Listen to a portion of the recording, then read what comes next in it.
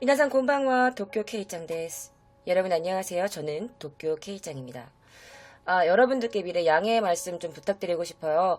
제가 지금 현재 감기에 걸려있는 상태입니다. 제 목소리가 조금 원활하지 못한 점 여러분들께서 이해해 주셨으면 감사합니다. 사실은 매주 금요일 밤 12시 여러분들과 기묘한 이야기로 만나고 있는데요.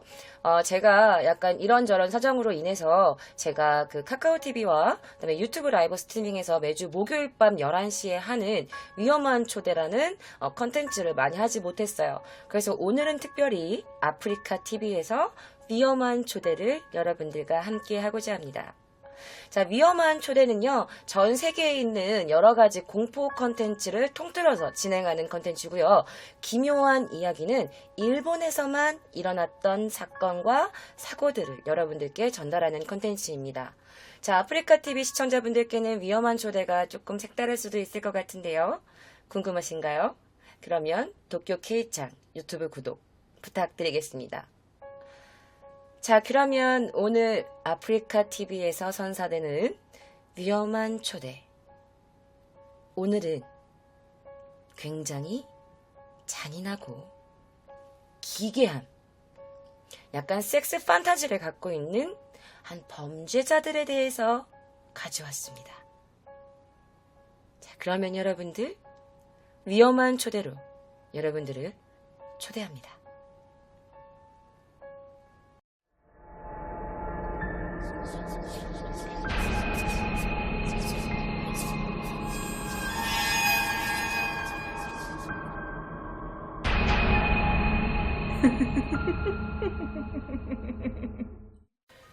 자, 6월 26일 뉴멕시코 시에라주의 보안관 사무실로 어떤 남성에게 연락이 옵니다. 자, 22살의 켈리 가레트라는 여성의 남편으로부터 온 전화였어요. 자, 그 남편이 하는 말은 뭐였냐면, 저희 아내가 집으로 돌아오질 않아요. 지금 하루가 지났는데 어떻게 해야 되죠? 사실 그녀의 남편이 약간 걱정한 건 이유가 있었어. 사실 그녀가 사라지기 전 그 남편과 다툰 뒤에 그녀가 사라졌기 때문이에요. 그래서 그는 걱정이 굉장히 많이 됐죠. 그런데 하루밖에 지나지 않았단 말이야. 그러니까 경찰에서는 뭐라 그러냐. 다툰 뒤에 연락이 없는 거면 조금 더 기다려보시죠. 그녀는 이제 어린아이도 아니고 성인이니까 곧 연락이 있을 겁니다. 자, 그렇게 아내를 기다려봤지만 며칠이 지난 뒤에도 아내는 돌아오지 않았어요. 그러던 어느 날 그녀가 갑자기 나타납니다. 자, 그녀의 인터뷰 궁금하신가요? 자, 사라진 뒤에 나타났던 그녀의 인터뷰를 지금부터 저와 함께 보시겠습니다. I don't remember getting out of the truck. I remember sitting on my in-laws' front porch. My hair was a mess. I had sand everywhere. I was still in the same clothes I was in the day I left.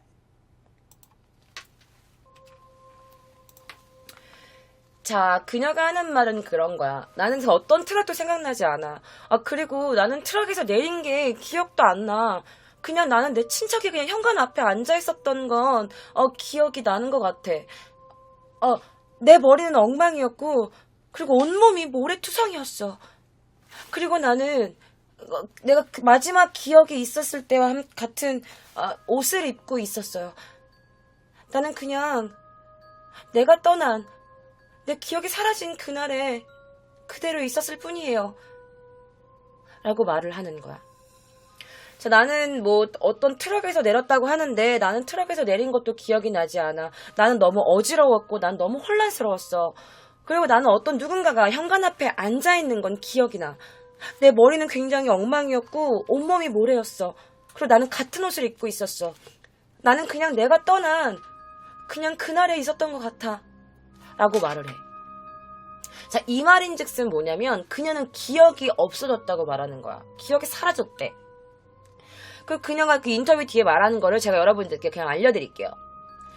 자, 그녀는 사실 남편이랑 싸운 뒤에 화가 난 마음에 친구를 만나러 갔어.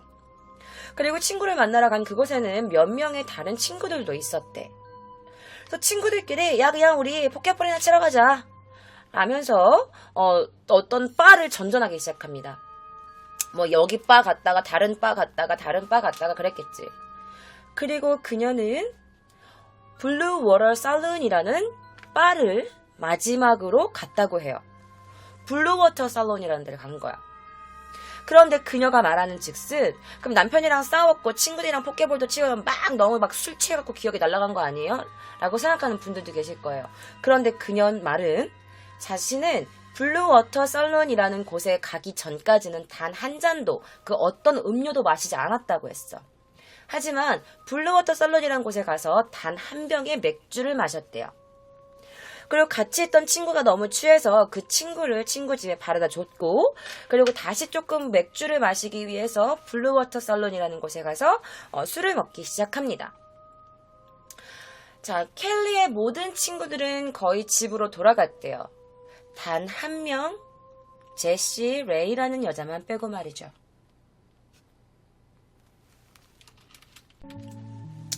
자, 밑에 있는 이 여성의 사진, 안경을 꼈고 조금 왜소한 체격의 그녀가 바로 제시 레이라는 여성이었습니다.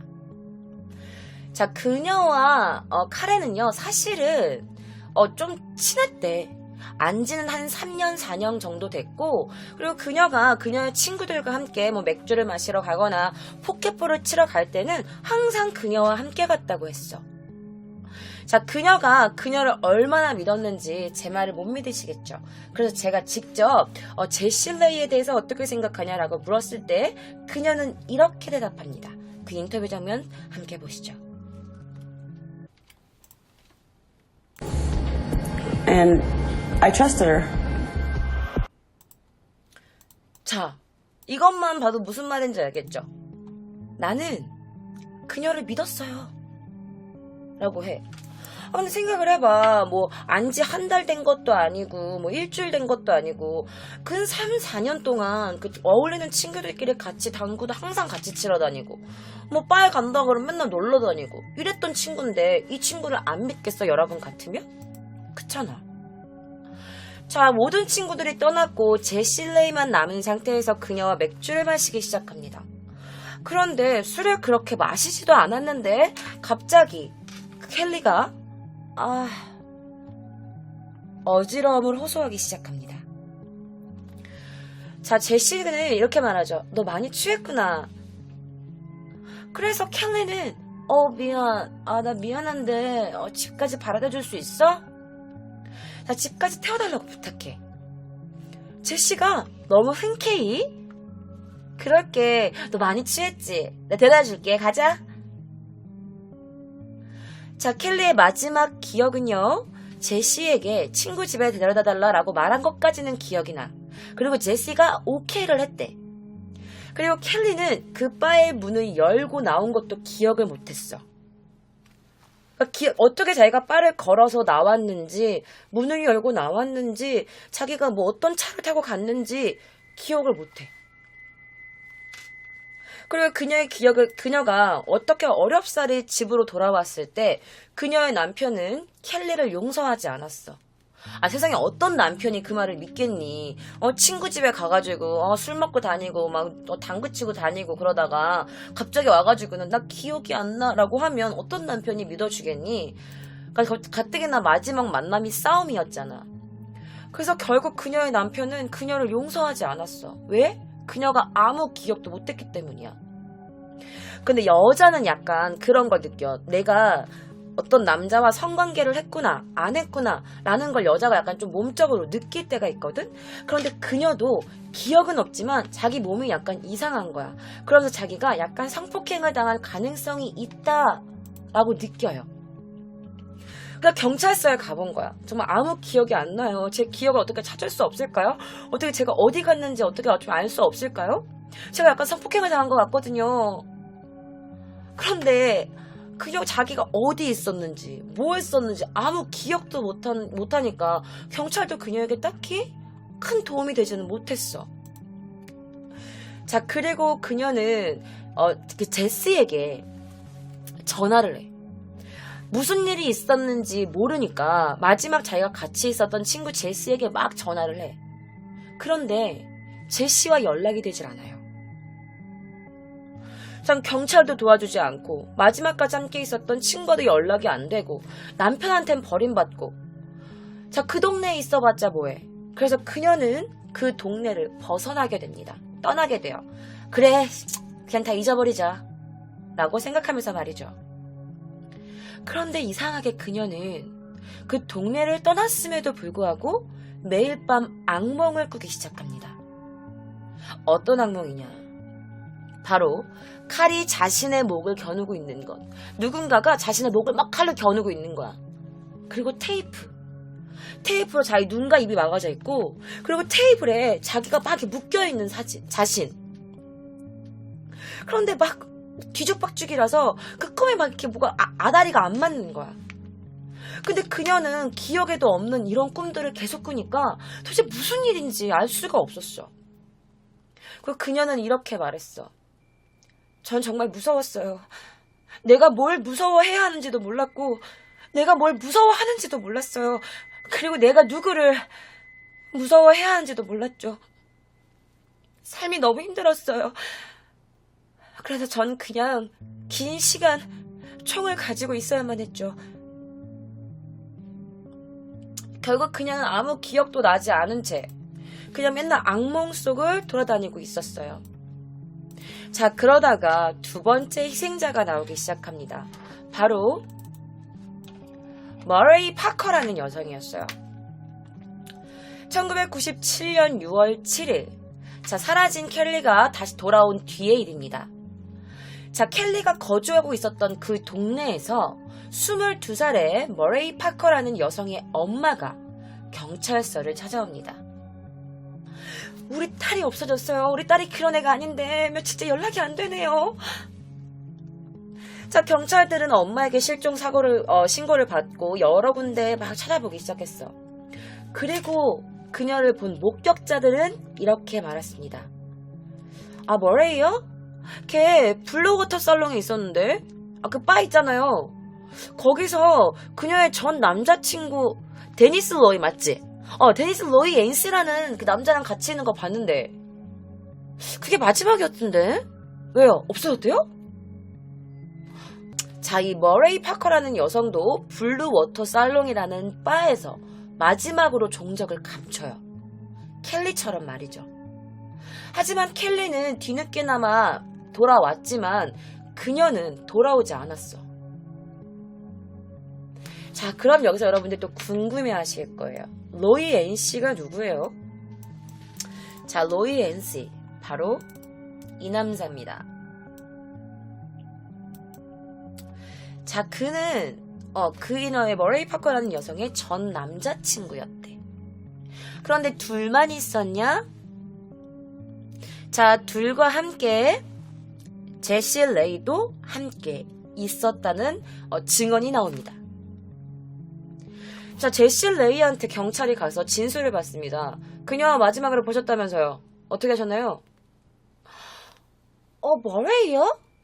걔 그날 너무 취해가지고 제가 집까지 데려다주고 그리고 전 돌아왔는데 왜요? 머레이 없어졌어요? 라고 증언을 해. 근데 딱히 제시 레이가 그녀를 감옥에 가두고 뭐 이렇게 감금시켰다, 그녀를 납치했다라는 증거가 딱히 없는 상태에서 경찰들은 그녀를 막 함부로 감옥에 넣을 수 없었지. 그리고 똑같이 얘가 저기 집에 바라지는 거 봤다라고 말을 했으니 경찰들은 두 명의 증인이 있으니까 딱히 뭐 어떻게 할 수 있는 게 없었어. 자, 어쨌든 결국에는 머레이 파커는 끝끝내 찾지 못했습니다. 자, 1996년 6월부터 1997년 6월까지 두 명의 젊은 여성들이 지역 술집에서 목격된 후 사라졌습니다. 첫 번째가 제가 맨 처음 보여드렸던 켈리 가렛, 그리고 두 번째가 머레이 파커였습니다. 켈리 가렛은 실종된 뒤 며칠 뒤에 나타났지만 기억이 전부 사라진 채였고 몸에 약간 상처가 있었어요. 그리고 머레이 파커는 끝끝내 찾지 못했죠. 둘의 공통점이 뭐였냐면 블루워터 살론이라는 바에 있었고, 그리고 마지막으로 함께 있었던 건 제시 레이 그리고 로이 앤 씨와 함께 있었다는 공통점이 있죠. 자, 그러면 제가 이 로이에 대해서 조금 여러분들께 알려드리고자 합니다. 자, 그의 과거 사진이에요. 자, 여러분 그의 과거 사진을 보면 약간 조금 느껴지시는 거 없으신가요? 이 남자가 굉장히 모범생이고 약간 그런 예의 바르고 이런 측면은 좀 보이지 않죠? 네, 맞아요. 데니스 로이 NC는요, 이 아이 상당한 문제아였다고 해요. 여기저기서 사고치고 다니고, 그러니까 한마디로 사고뭉치 날라리. 막 친구들이랑 어울려 다니고. 그래서 경찰서에 잡혀간 적도 있었고, 그리고 사람들은 얘를 그렇게 표현하더라고요. 트러블메이커. 자, 그리고 그녀, 제시 레이. 자, 그녀의 성격은요, 이 왜소한 체력과는 다르게 굉장히 강했다고 해요. 자, 제가 가죽 점퍼를 입고 왔는데요. 사실 그녀는 바이커였어요. 오토바이 운전을 좋아하고, 그리고 여성들과의 조금 많은 관계들이 있었대. 그리고 그녀는 굉장히 행동파의 활동파였어. 그리고 그녀는 무리 안에 있어도 약간 좀 리더십을 발휘하는 여자였다고 해요. 분위기 메이커, 리더십, 이거 할래 저거 할래 약간 조금 좀 인솔하는 약간 이런 필의 여자였대. 자, 그녀가 리더십을 발휘할 때 비단 여자들 사이에서만 그랬냐? 아이, 그렇진 않아요. 남자들 사이에서도 그녀가 꽤나 리더십이 있는 여성이었다고 전해져요. 그리고 그녀의 직업은 바로 자동차 정비사였습니다. 자, 그녀는 이 동네에 살고 있었어요. 자, 그녀의 시간은 대부분 알부커키라는 곳과 엘리펀트 뷰트라는 곳에서 보냈습니다. 자, 이 엘리펀트 뷰트라는 곳에서는요, 그녀의 아버지가 일을 하고 있었습니다. 자, 어쨌든 머리 파커가 사라진 뒤에 그 바에 제실레이, 그 다음에 로이, NC와 친해지는 또 다른 새로운 인물이 등장하기 시작합니다. 재밌다.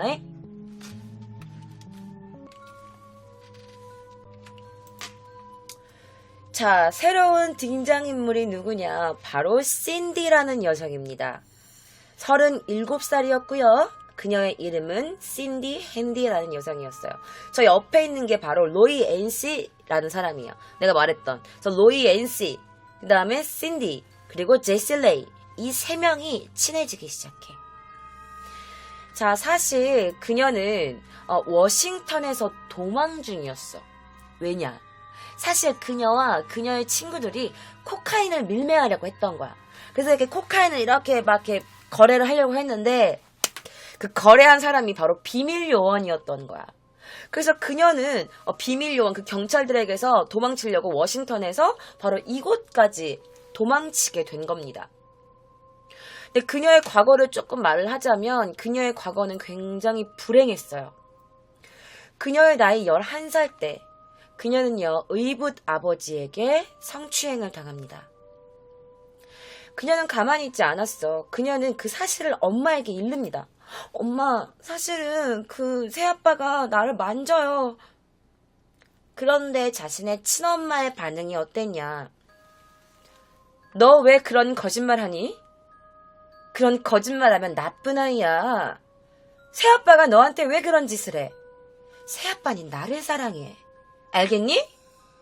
한 번만 더 그런 거짓말을 하면 너 이 집에서 내쫓길 줄 알아. 자신의 친엄마가 자신을 믿지 않고 새아빠 말을 믿는 거야. 새아빠는 거짓말을 했겠지. 아휴, 내가 그런 말 한 적이 없는데. 근데 자기야, 신디가 나를 좀 아빠로 보는 게 아니고 남자로 보는 것 같아. 그래서 내가 좀 그러지 말라고 했는데, 좀 곤란하다. 라고 약간 좀 거짓말을 했겠지. 근데 이유야 어찌됐든 자신의 친딸보다 새 남자를 믿는 친엄마. 결국에 신디 앤디는 어떻게 됐는지 알아? 자신의 친엄마에게서 쫓겨납니다. 그래서 그녀는 집에서 내쫓긴 채 방황하며 살게 됐어요. 그럼 그녀가 좋은 환경 속에서 자랐을까? 그렇지 않아. 혈혈단신 여자 혼자의 몸으로 집에서 쫓겨났으니까 얼마나 이런 산전수전 다 겪었겠어. 그래서 그런지 모르겠지만 그녀는 약간 좀 폭력적으로 자랐어. 폭력성이 약간 조금 있는 여성으로 자란 거야. 그녀의 친구들은 이렇게 말했대요. 그녀가 250파운드, 그러니까 한 110kg가 넘는 여자를 바에서 때려눕힌 적도 있고 남자도 때려눕힌 적이 있다. 그러면 그녀는 충분히 여자를 때려눕힐만 하다. 라는 말도 증언을 했었대. 그러니까 그녀가 얼마나 약간 조금 싸움꾼이고 기센 여잔지 알겠지.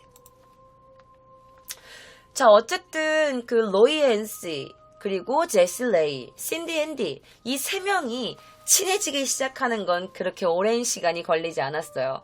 끼리끼리라고 할까, 서로 알아봤다고 할까.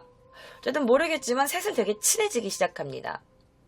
그런데 이 신디 앤디가 자신의 남자친구와 크게 다툼을 벌여요. 다퉜다는 건 약간 싸움을 했다는 거겠지. 그래서 어쨌든 그녀는 감옥에 가게 됩니다. 그래서 그녀는 감옥에 가게 됐고 약간 좀 정신교육 프로그램이라든지 약간 이런 교육 프로그램을 받으러 바로 이 엘리펀트 뷰라는 곳으로 갑니다. 엘리펀트 뷰트에는 누가 있었냐? 오늘의 주인공이 기다리고 있었어요.